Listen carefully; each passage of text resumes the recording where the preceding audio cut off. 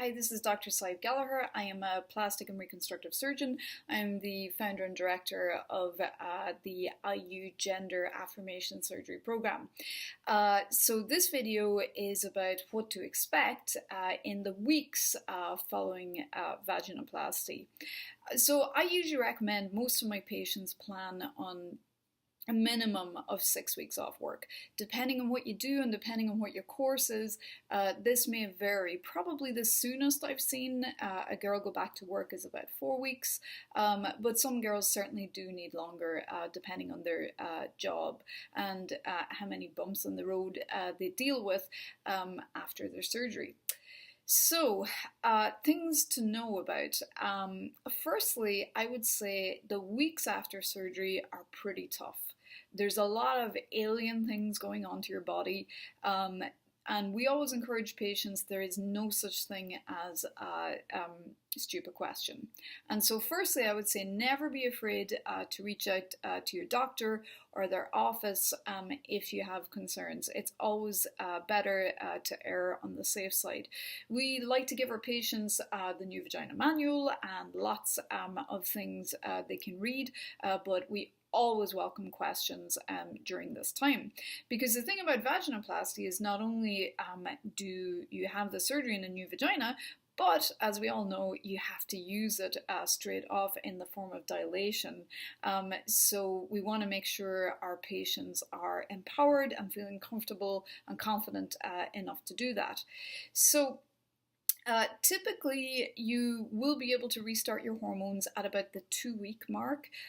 We encourage patients to check in pretty quickly with their hormone provider who may want to recheck levels because your hormone requirement will change, and we will give you some guidance as to what you need to do. Of course, hormone blockers such as spironolactone stop.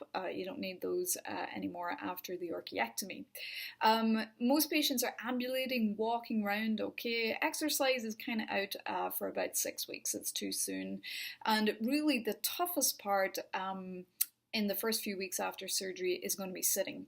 And so you don't want to sit for long periods of time, and a lot of patients will find that a little donut cushion or a waffle cushion will help them when they do have to sit. Setting aside time for dilation, of course, is a major job, and while you're off work and learning how to do this, it's going to take up a significant amount of time. Same goes for douching as well.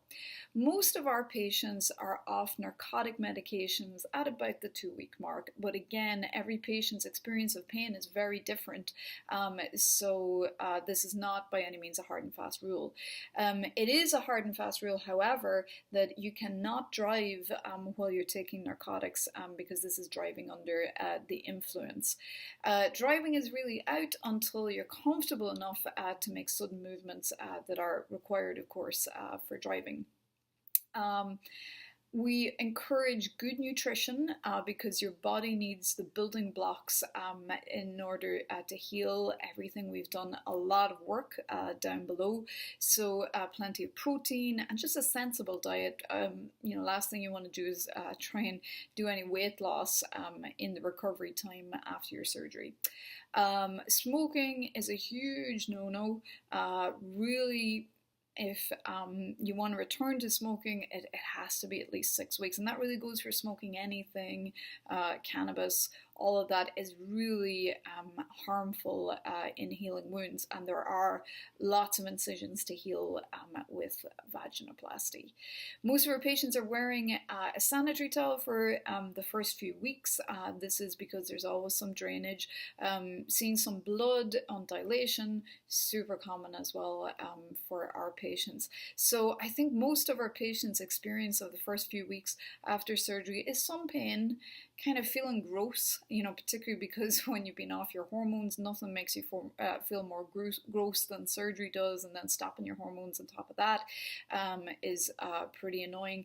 And just on a more serious note, depression can really kick in at about this point, and a lot of patients will say it's almost the rule that at some point that feeling of what have I done to myself, or maybe disappointment in some way creeps over them. This can be worsened by the fact that vaginoplasties always look scary in the first few weeks after surgery, and it's always amusing to me, well, not too amusing, but interesting to me how when I'll examine a patient, I'll say, oh, you look wonderful, because we know it's going to heal okay, and the same patient is like, is she crazy? But those are some of the things to expect in the first few weeks after surgery.